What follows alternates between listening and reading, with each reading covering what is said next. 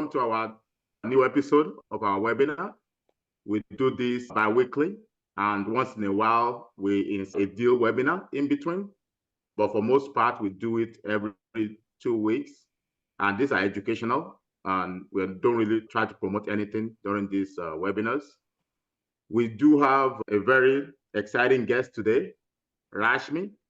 She's the founder of Aarcstone Capital Partners, and she has made a name for herself in real estate investing, focusing mostly on multifamily properties. And she's been involved in over 438 units, and she is co-GPing on 3 upcoming projects concurrently. She can explain to you how she is able to do all that. Our professional journey began in technology recruiting, where she pitches opportunity, team building, and spearheading numerous recruiting initiatives. And as you can see, that laid the foundation for her subsequent venture into technology program management, where she focused on digital transformation and refining operational efficiencies in tech-centric projects. So those skills that she mastered, she was easily able to transfer it into the real estate, right? Team building, the exact same skill.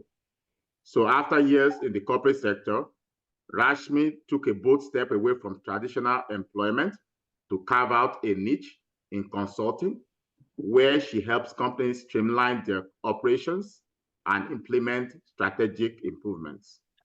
This move further paved the way for our venture into real estate investing.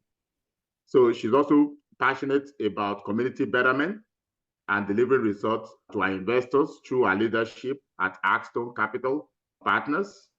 At the heart of her mission, she has the desire to cultivate community bonds and boost financial literacy among youngsters.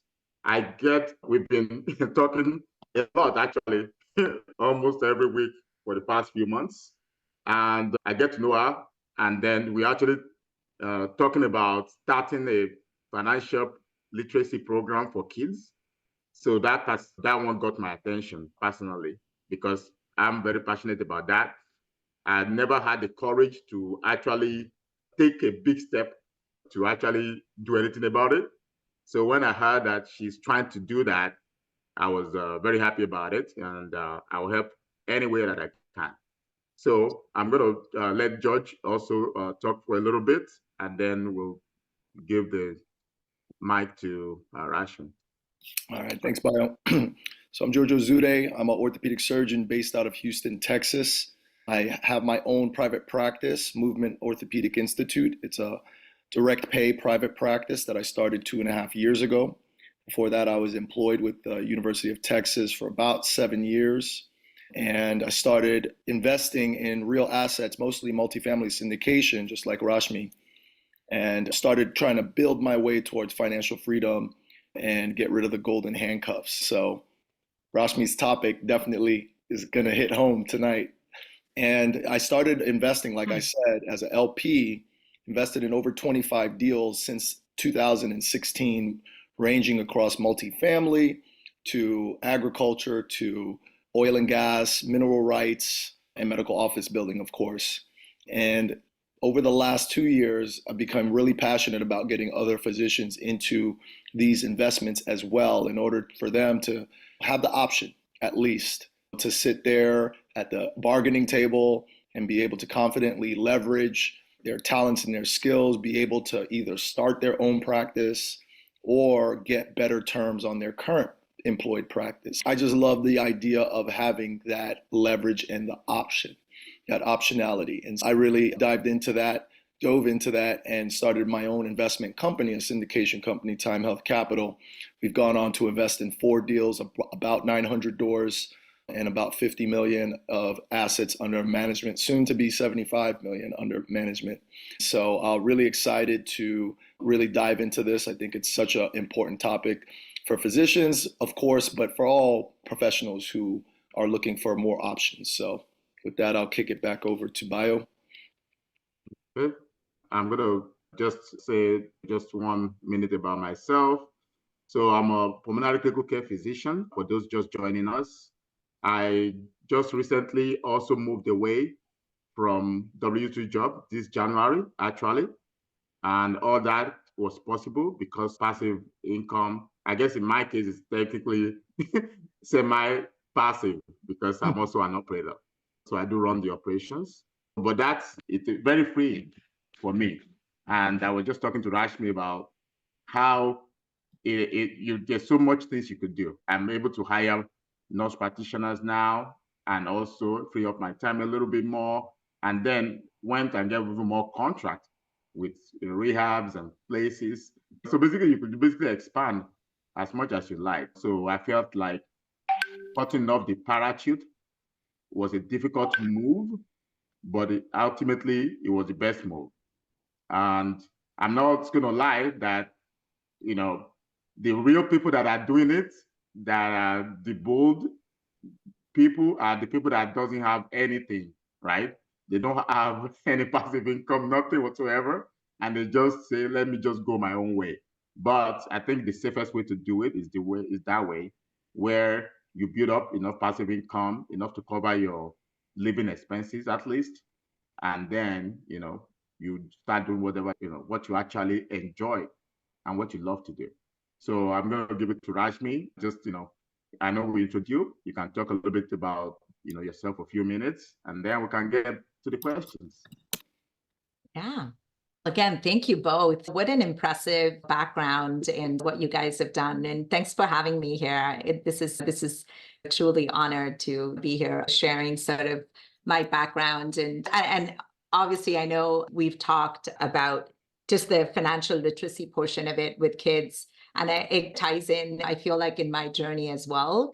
Which is why I'm so passionate about being able to give back to the community, not just in terms of developing communities, but I think also giving back to the youth and providing them sort of the opportunity and the know-how to be able to excel in what they do versus having to be in your late 40s and having to pivot and say, oh my God, no, I don't want to do a W-2 anymore. Had I only known that there were other ways, probably earlier on, maybe things would have been different. But I think there's a time and place for everything and time and place for your sort of journey. But I'm obviously grateful that I was able to take the step. It was definitely not an easy decision to say, all right, I'm going to give up my 20 years of experience of what I've known before working in corporate. And I think I was 5 years at Amazon when I decided to move in a different direction. Definitely grateful for that. I made use of the opportunity to pivot, also for other reasons. But yeah, again, thanks for having me, and I'm excited to be here and share sort of my journey and thoughts around the pivot that I had to make from W-2 to what I do today. Awesome. There's some few questions, of course, George interjects that we think about. So I remember when we were talking about the 4 quadrant, right? From Robert Kiyosaki, right? About self-employed, investor, being a business person, or W-2 or employed, right? And some people are able to be in all of it, right? I was at one point. I have business. I have some that are almost like self-employed, and I have, was employed. So obviously, I have a different view of W-2 work. Like it's not all, the worst thing in the world, and business is not for everyone. So just wanted to know first, what's your own overall view of W-2 work? What do you think? What do you think about it? Yeah, no, I think in all honesty, I think there's definitely a place for W-2 work, right? And I say W-2, maybe it's 9 to 5, it's whatever, define it whatever way. It's W-2 is just a tax like category, isn't it? But I think it has definitely a lot of benefits. Just from a stability standpoint, it has, yes, one might argue that it's less flexible. It does provide stability and employment, consistent getting in your whatever check, whether it's weekly, bi-weekly, monthly. I think there's a sense of comfort in that to individuals and families who have responsibilities. So I think, yeah, there's definitely a place overall for having that steady income. One can always argue whether it's something that is for everyone, but I think there is definitely a place for it, for sure. Yeah, I like to add to that because we're medical professionals, particularly. And so a lot of times we may have mentees who are coming up from their training. And I talk to my ortho mentees and I tell them W-2 has some advantages to it. So it's not like completely ruled out. You can consider, number one, like you're saying, that predictability of income, which is huge for us coming out of training because we have a mountain of student loans, and starting your own practice, it would be hard enough. But imagine if you had student loans and a family to support, it is nice to just have something steady to just pay off your student loans as you get started. Also, we are coming out of training, but it's different. Everyone will tell you, every doctor will tell you, it's different when you get out into practice. You like learn so much more when you're like the one. And so those first few years out of practice, having a stable practice, stable income, so you can just focus on learning, you don't have to focus on running a business, can be also huge as well. And then the last thing I tell them is, even if you don't like it, which I actually didn't know I didn't like it until I got in it, it's good to learn what you don't like what you don't like about it, and then what you would change. Because all the while I was in private practice or employed practice, I was like making mental and physical notes about, all right, I wouldn't do it like this if I had my own practice. Yeah. So you can use it as a research. Yeah, no, I think that's so valuable. On the same lines, I think a W-2 also provides you an opportunity to be able to develop those skills, right? Even whether to know that you love it or whether you know that this is not something that you want to focus on. You're actually learning at someone else's expense in a way. But just understanding that, I think, is valuable and definitely something, especially for like what you said. I have a son who's going to be going off to college in another few months here. So it's very similar. They come out of college with student loan and everything. Just getting into a W-2 definitely provides them the opportunity to hone in on certain skills and gives them a launch pad to kick things off earlier on. And then it depends on how they want to be able to leverage that and build upon those skills. I think a W-2 definitely provides that. And in different fields, right? It's not the same across the board. Clearly, I think there are some careers where you might have leverage to be able to experiment a little bit, but and go out on your own. But some, I think, in some professions, it's just easier to be able to have that steady income coming in and also being able to build on your skill set. Well, awesome. So we talked about skill set. And Bio mentioned this, is some people are not made for entrepreneurship, some people are not made for W-2. How would you describe the skill set for each of those? An employed worker versus someone who's gonna do all the entrepreneurial work. Yeah, I think if you think about just economy, just at large, I think there's a place for an entrepreneur and there's a place for a worker. And not that one is better than the other. I think there's just a place in society for both. And it really just depends, I think, on the individuals and where they come from and the characteristics that they bring to the table. You can't have an entrepreneur without an employee and vice versa, right? I think it's the way I see it. I think there's a harmony in which society operates, and it's you need to be able to find sort of your strengths and if one is a leader and a visionary, then you let them lead with that. Versus if I know I'm better off being an integrator and doing my task is different, then I'll hone in on that. If that was to be a W-2, then sure. But I think so there's definitely a place for both just within society. And going back to your question about like skill set specifically, I think it's so individually driven, isn't it? I heard you mention saying you went in thinking that you probably love certain thing and then found out that's not something that you enjoyed doing day to day. Similarly, like we were talking earlier, you're so passionate about getting into surgery and like doing that for 3 hours. Oh my God, I can't even think about it, let alone I don't have the skill. But just that, right? I don't think it's everyone's cup of tea. I think there are some people who are just naturally good. And maybe it also comes with time, right? Because you're stacking your habits around there and you're putting in your reps. So you're growing that skill set. And it's similar to even an employee where you're building upon that skill set. And I say this just reflecting even on my own journey. I actually went to school studying, I actually majored in sculpture. So what I do today has nothing to do with what my education is, what my background is. But in a way, I still go back and relate to what I've learned. Because it gave me the opportunity to be creative. It gave me the opportunity to think outside the box. It gave me the opportunity to be able to not see things just black or white. There's another way of doing things. So these are all things that I think is very relevant as you go into the workplace. Obviously, it's not going to be, especially for this where like you're a medical professional, you need those skills. Obviously, that's very core. But for someone else in a business realm, I think it's just slightly different, and the way you would apply it would be different. Yeah, I gotta say, I didn't think I'd be an entrepreneur when I first started my W-2. I thought I would go up the academic ladder, and I discovered I was an entrepreneur. I See, just that's awesome. I discovered that I really, after experiencing some of the friction of not just being an employee, but just the system, I was like, I had an urge to want to change it and innovate and be creative and flex that creative muscle. So it's interesting how you describe, you discover it sometimes. Absolutely. Okay.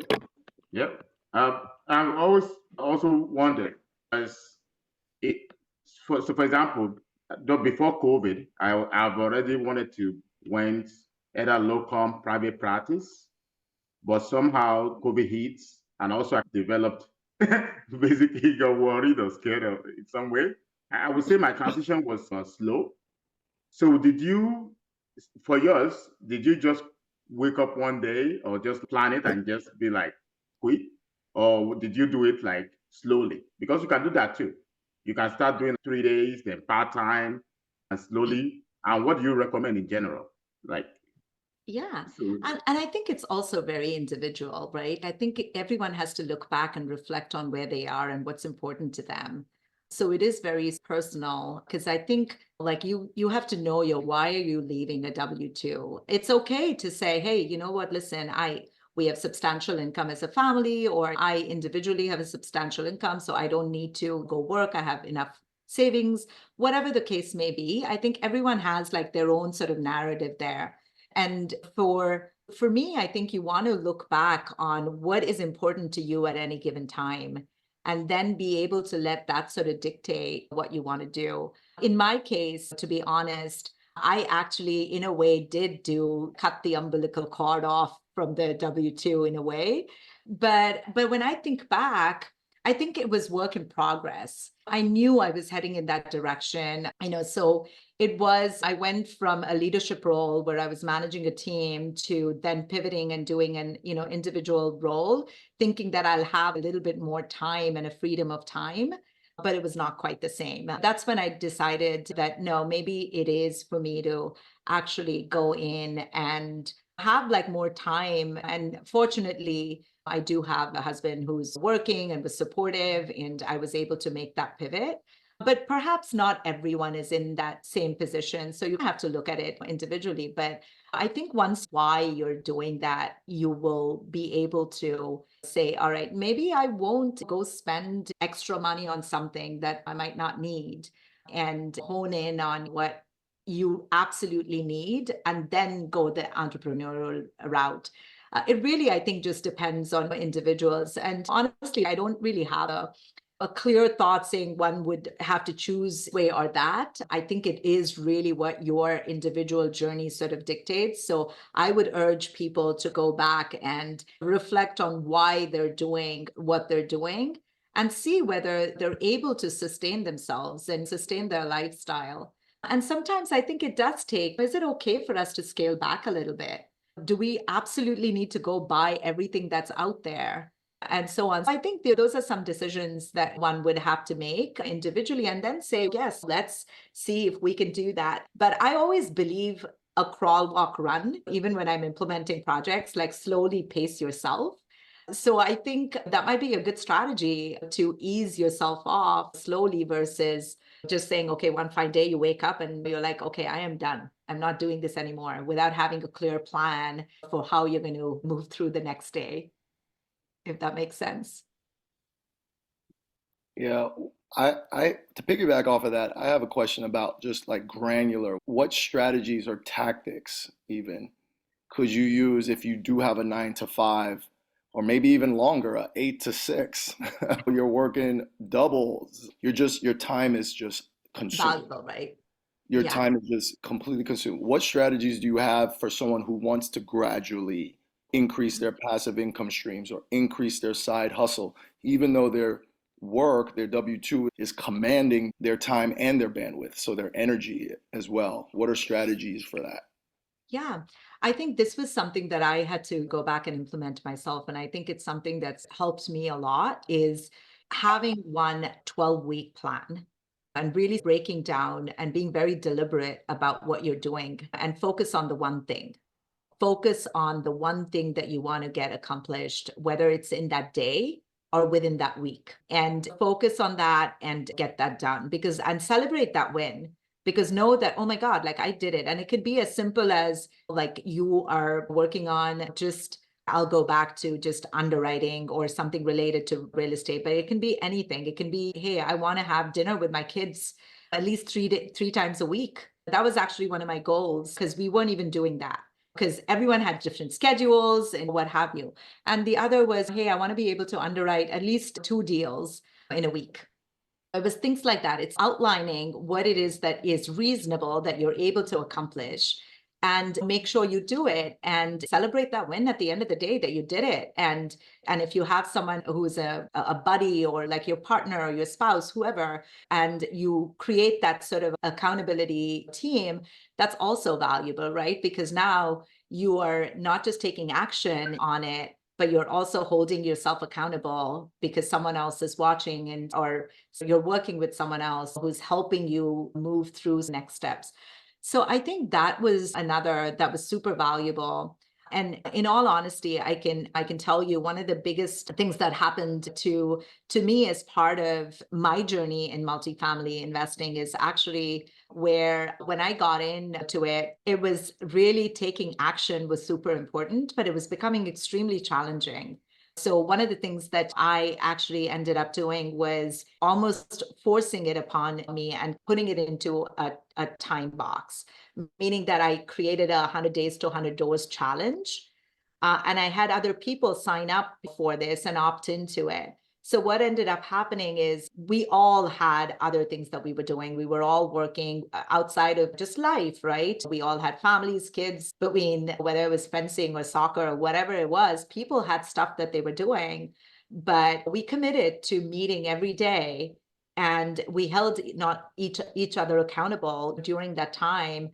And at the end of it, ended up, we obviously have bragging rights today because we ended up meeting our goal of that 100 days to 100 doors.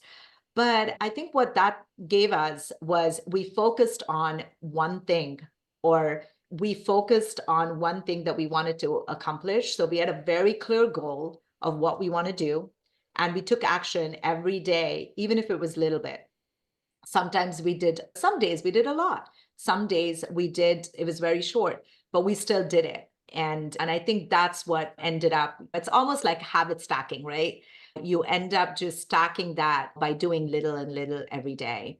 I think that's super valuable because I totally understand, especially when you're working and you have a W-2 and you're looking to grow another business or what have you, time is of the essence and it's super valuable. And you don't want to like compromise by not spending time with your family or not having that with your family. But yet at the same time, like it's okay to say no to things. And I think getting to say no, like I've actually gotten really good at that. Like just in my last, I want to say about a year, I think I've gotten good in saying no, I'm not going to do that. Versus earlier, if someone asked me, oh, do you want to hang out? I would be like, sure, let's figure out a date when we can do that. Versus now I'm like, no, sorry, I'm not available because my priority is different. And that's what I need to get done. So I think it's those kind of things. It's those little things that actually matter.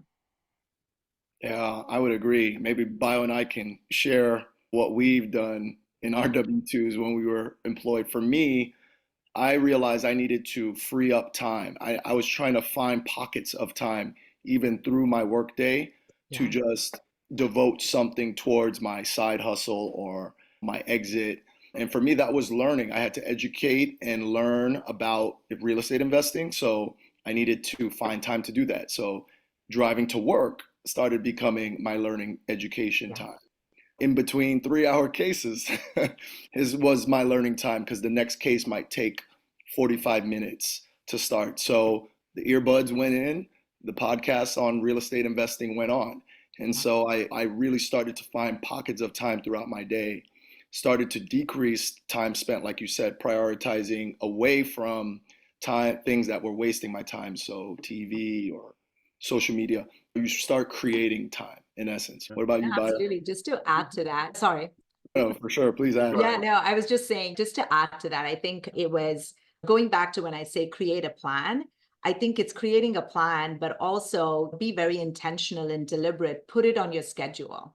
It's not just creating a plan and saying, okay, I'm going to do this, or I'm going to find a time to do this today. It's no, you do this at this time, and blocking the time to do it, I think, was also something as a strategy that helped me a lot. Even if it was, to your point, what you just mentioned, because now I don't really commute because I don't have, my commute time is lost. So I don't, otherwise I was like an Audible junkie. But now if I want to listen, I do that when I'm walking my dog. So I do two things at one time. I also do my audio, and then I walk my dog.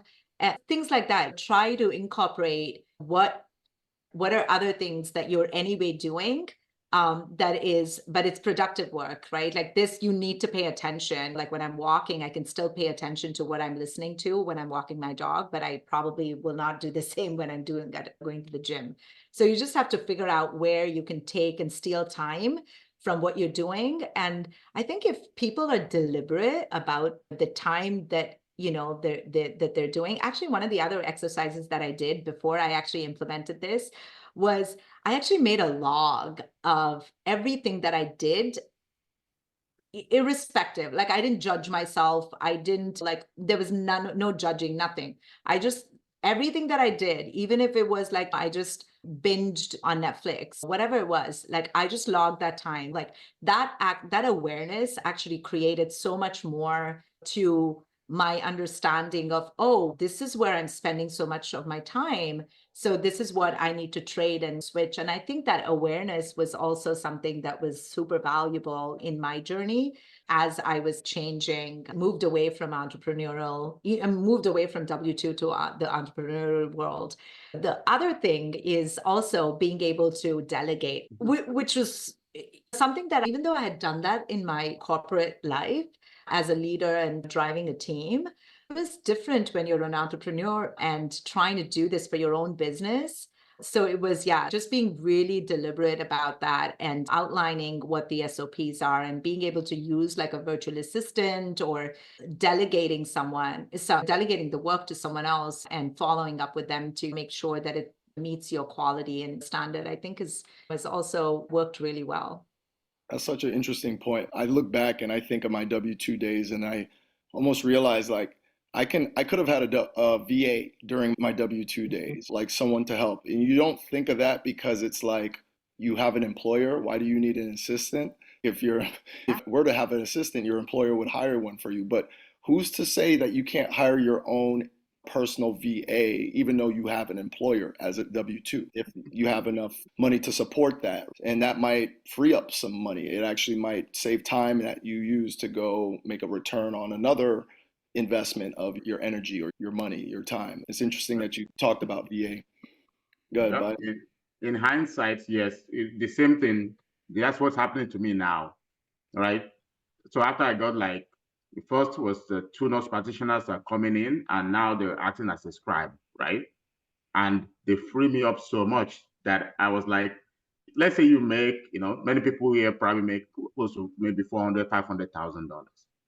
If you sacrifice 100K, it's probably worth it, right? To hire, like you said, but you won't think of it that way, because I remember that's one of the reasons actually why I left the job was we were asking for nurse practitioners and they wouldn't give it to us. So it's interesting how your mind does not expand much when you're employed in a way, because you got that dependent mindset. But then immediately you have to survive, you have to make it work yourself. Then you start finding other ways to free yourself, cut costs, increase revenue. And that's the exciting part. So for me, autonomy was the major reason why I decided, for me, the work itself is not, my wife knows, she said, look, I know you're going to just fill your space up. Every time I'm like, look, I got Wednesday afternoons off now. I got Fridays afternoon off now. Then, so now then I started using that for functional medicine. So you just like, look, I know that you just like to work, but the thing is that I don't have to. So that to me, it's so much more important mentally for me. And then, so that's my major reason. And also scaling. Like I said, you can't really scale W2, right? You could work more, you could pick extra. And I also just figured that out recently about how much my time is worth. I was telling my wife, I said, look, I feel like my 8 a.m. to noon is worth $300 an hour. From noon to 7 p.m. is worth like $450. And anytime after 7 p.m. really is worth about $1,000 an hour, because it's puts more pressure on sleep, quality of life, family time, so much more things in the evening. I was just like thinking of it that way. And I can tell you, with W2, you could still work just as much hours, like work to midnight, and you get paid the same anyways. So yeah, so mostly autonomy. And so yeah, I'm glad to be out. But it won't be possible though without some form of, because also depend on your situation, like you said. If you have double income, it might be different from you. We are like single income, just me, right? So, you know, so you have to plan it. And I couldn't really have just said, you know what, I hate this job, quit. You have to be strategic, have some, passive income or something at the background before I was able to do so. So I had a question about kind of the recent obvious pandemic that happened and a huge shift that caused away like the great resignation, right? Yeah. A lot of W-2 workers went out and just wanted to start their own thing, their own side hustle. They really leaned into that. So where do you think, in the aftermath of all that, where do you think the W-2 work is going in the future, in, say 5, 10, and 50 years? Is it? Yeah. Yeah. This, to your point, I think there's definitely been, it's almost a paradigm shift, right? Not just from an employee standpoint, but I think also for employers, where they've seen people, where employees have actually quit because they've not had the flexibility, or employers are not being flexible. So I think that increase in remote work is definitely something that's here to stay. People like that trend towards remote work, and just accelerated by COVID, is not something that's going to go away, even though a lot of companies now are moving to the hybrid model. Maybe not all of them, but majority of them have some sort of a hybrid model. And I see that definitely being something that's going to continue. I think one of the other things that we've all seen, look at what ChatGPT and like AI has done to just to work. And I think there's obviously a lot more to come. It's like a baby, right? Like, how long have we had it? Like a year? But look at the amount of change that it's brought. I know there are some employers who've adopted it, but employees are fearful of it.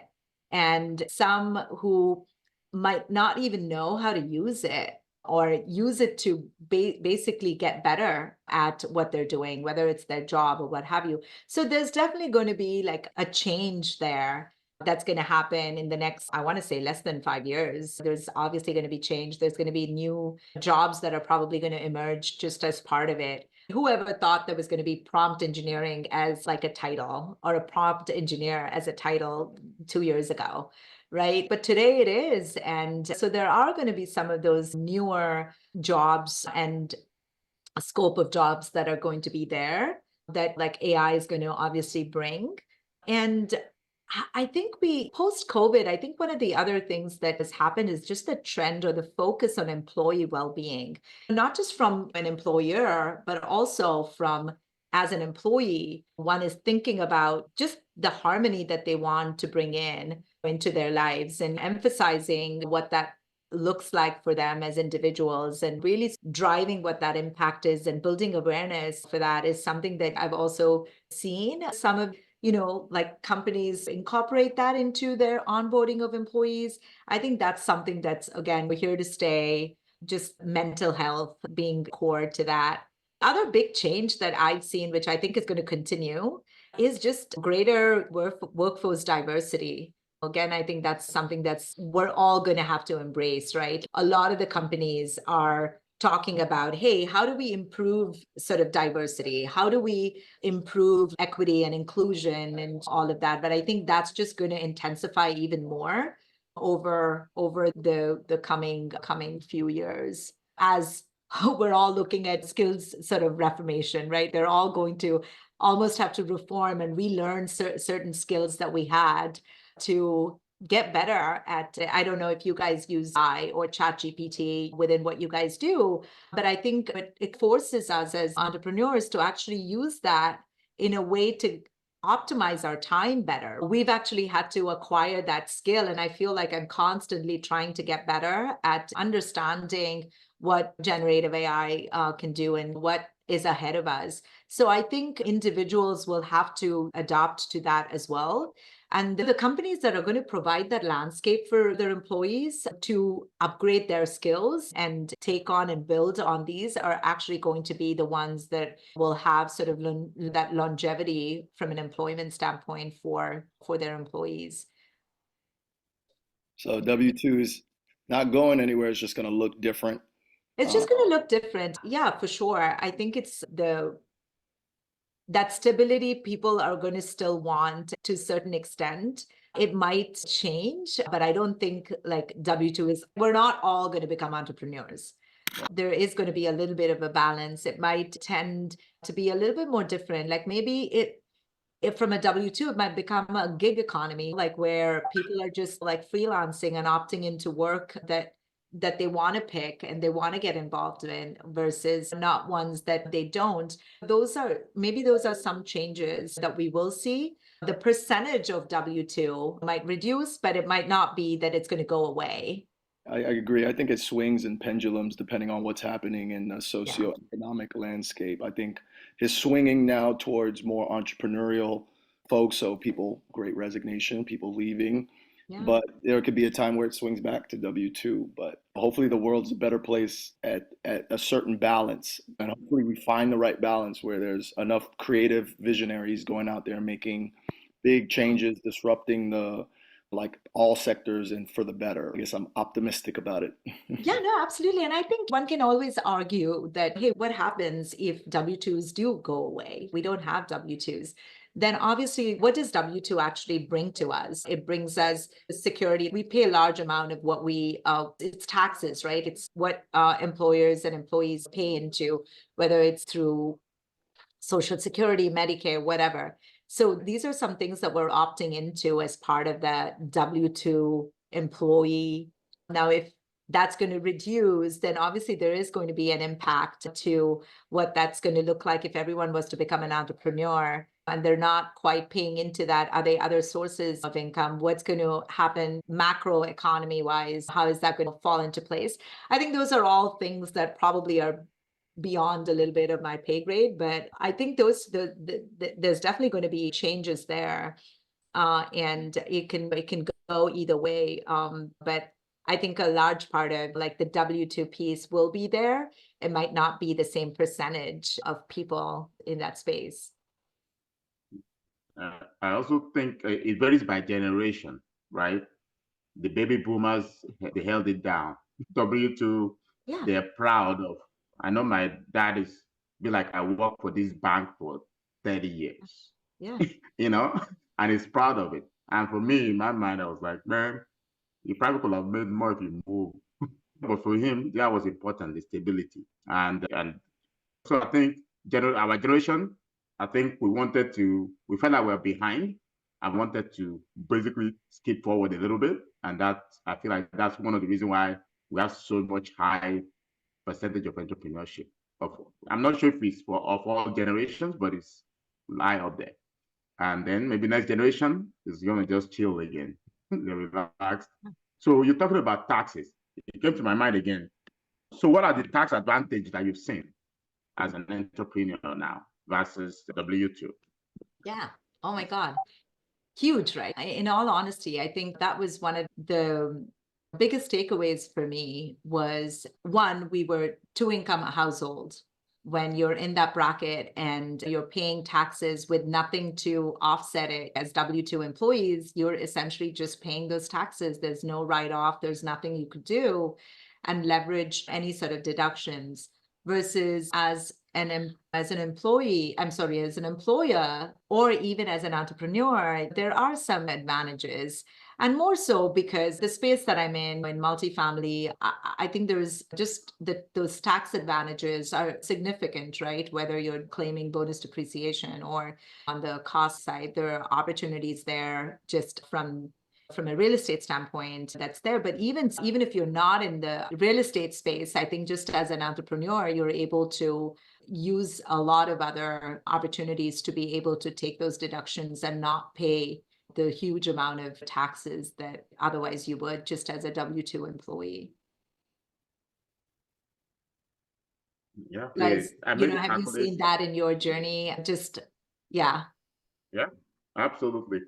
For me, for example, my CPA, when we talked, so I had over $1 million of depreciation to use. And then I've never reached there before until last year. So I finally got there. I'm like, no, I'm like, okay, this must be great. So the maximum you could deduct was $540,000. So, which, yes, it's nice to make more, but the truth is, so you then have to keep the other depreciation for later. And then it was like, but if you're private practice, it's essentially unlimited. You can do it on the business side, and then you deduct on the W-2 that you pay yourself, right? You pay yourself like a portion salary too. So, and then you pay yourself like a smaller amount of salary. And then, so anyway, so it was structured in such a way that if you have 2 million.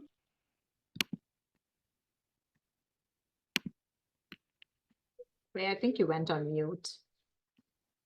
So I'm not sure how, it said the host mute me. I'm not sure how I mute myself. Sorry about that. So yeah, so definitely a lot of tax advantage to having a business apart from the deduction, travel, CME. You don't have 5,000 CME. You could give yourself 50,000 if you want in money to go for conferences, right? And so yeah, absolutely. And if you couple it with real estate, it's very useful because now you don't really have a limit to how much you can deduct.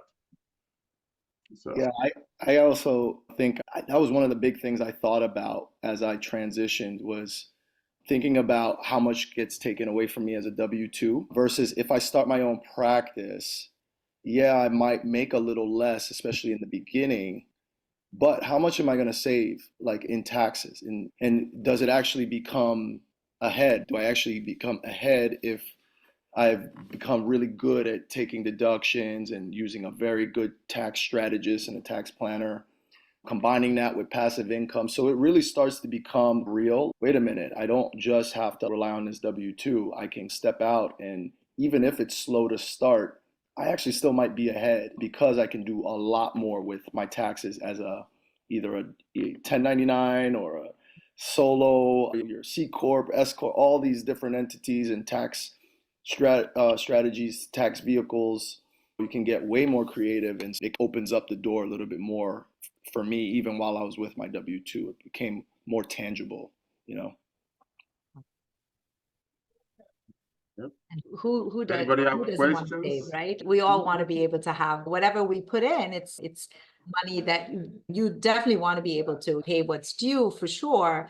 But yet at the same time, hey, you want to be able to take home whatever you can. You put in all the work and you want to be rewarded for that. And in I think all honesty, the way even the tax codes are written and so on, is really to be able to empower entrepreneurs to be able to do that. Like you're obviously getting more benefits by hiring employees and being able to do that. So I think there's definitely benefit there.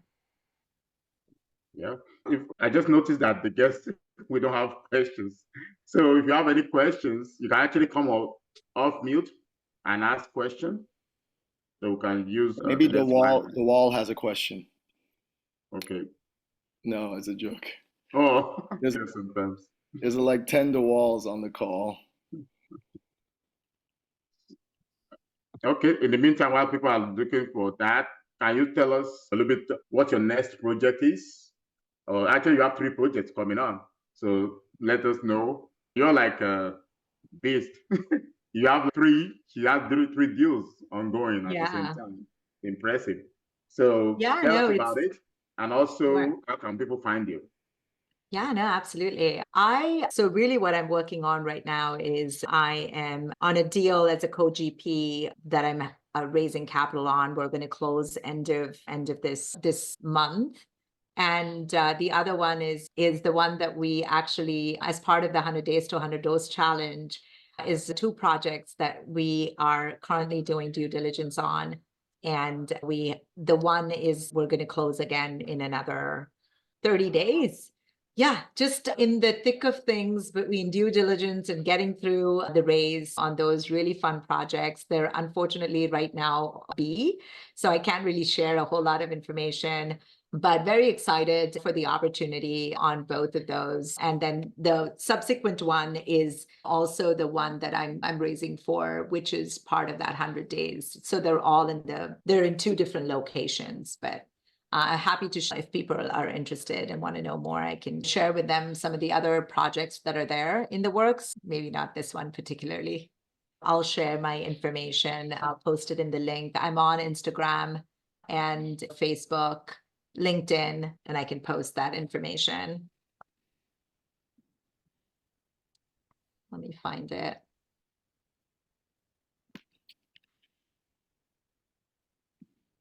And then you have a website Yeah, I'm actually going to post all of that. on the chat. Yeah. And you can say it too. Yeah, I I'll like post the it name, in the by the chat. way. What's that? I said I like the Aarcstone. I told her, I said Aarcstone sounds very almost like a $100 billion company. Oh my God. One day. We're not yet, but we will be. Like, Yeah, I love that. Actually, I think I mentioned it to you the other day. It's really just obviously the thought was we wanted to be instrumental and like that, like a keystone, right, to an arc. It's that one pillar that holds everything together. But more importantly, I think it's my kids' names and like our family names. We have all our initials in there.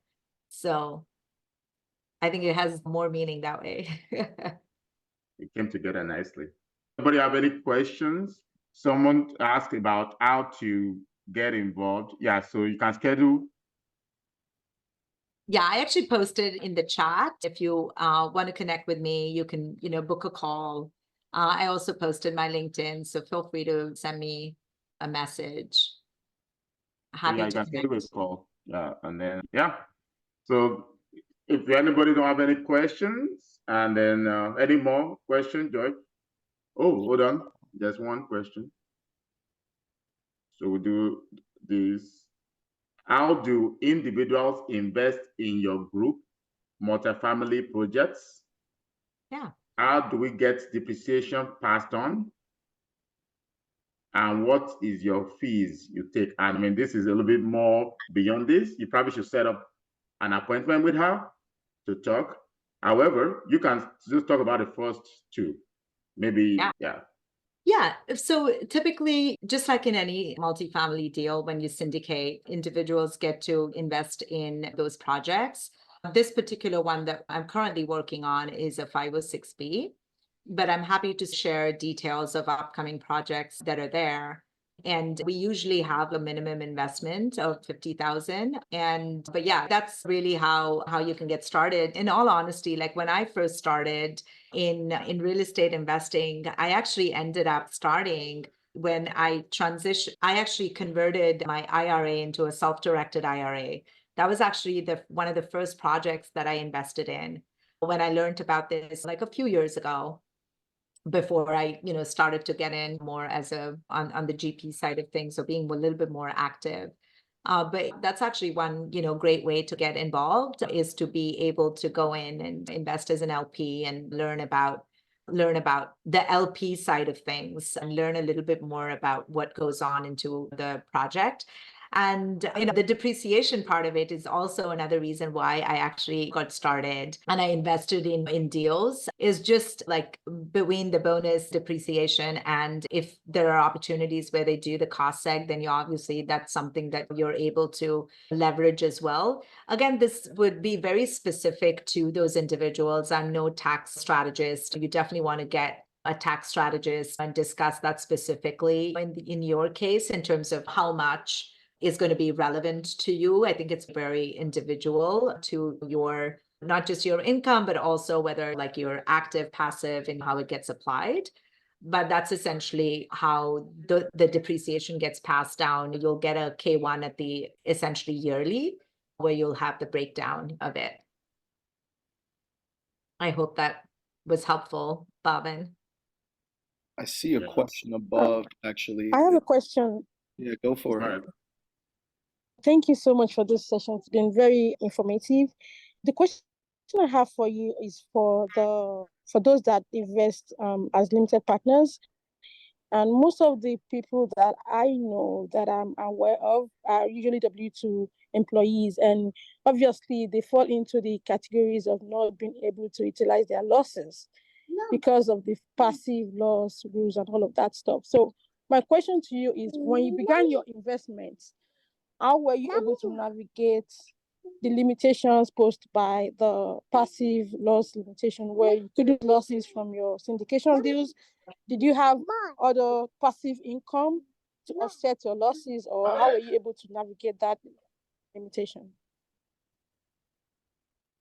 Yeah, in my case particularly, I was able to, when I actually left my W-2, I got involved on single family side. So I was doing active real estate work.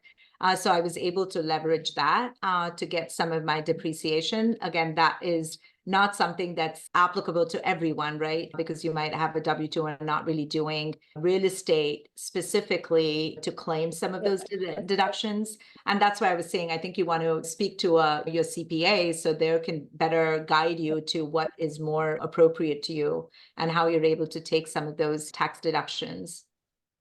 I think Okay, did you our qualify for the reps? CPA. Okay. What's that? I just wanted to know because She's our CPA. Yeah, I just wanted to know because a lot of people come, and I'm a CPA myself, and I see a lot of W-2 employees that invest in deals and with the motive of implementing or utilizing the depreciation, but without the reps status, without having a spouse that qualifies for reps, without short-term rental loopholes, it becomes very difficult.